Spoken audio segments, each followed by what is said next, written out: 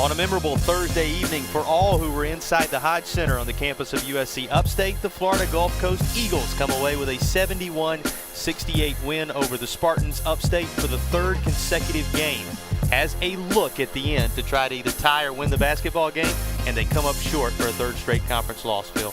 Boy, a tough one. I mean, just tooth and nail, grinded out type of basketball game. Upstate finally kind of got over the hump, got the lead, but give the Eagles credit down the stretch, making the shots they needed to. Some crucial second chance points for the Eagles, and they handed the Upstate their third consecutive loss, as you said. This game was everything we expected it to be, and as we take a look back at some of the highlights from this contest, you'll see a lot of Ty Green. He's our Spartan of the game. Before we get to his specific numbers, though, these are the key moments for Upstate from tonight's very intense battle.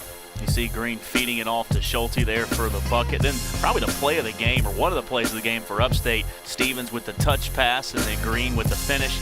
Green pulling up. Tough jump shot doesn't go. But again, loose balls, Jason. We saw a lot of second chance, kind of loose ball, just junk baskets as Green penetrates and pulls up. A great night for him, but Upstate falls just short.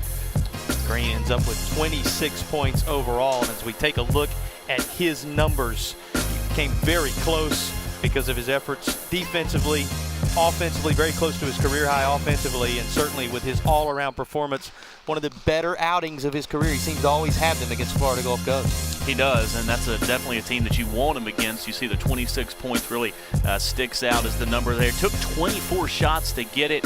I think only made 1 3 tonight, but a great offensive output for the senior from Knoxville, Tennessee. Upstate tied the game 3 times. They end up falling by just that many points. And let's take a look at the overall stats. Here's our game summary. Anything you want to point out from here, Phil? Well, not really one stat, just the closeness of them all. You take a look at it and just right down the line, almost everything right there really close. But we mentioned it so much tonight. The second chance points, Florida Gulf Coast with 19 to Upstate's 11. And you see the 3-point margin there. Boy, a couple of those swing the other way. Upstate may get out of here with the win. In the end, what everybody wants to know this time of year, what kind of effect does this have on the Atlantic Sun Conference standings? Let's take a look at those. And as you'll see, Florida Gulf Coast improves their stock to 3-1 in the conference, while Upstate falls to the opposite of that mark at 1-3. It's going to be a tough hole to climb out of, but it begins on Saturday right back here in the Hodge Center. And it will be against the only team that has not gotten a win yet in the league, as Kennesaw State beat Stetson tonight. The Hatters have won in here before.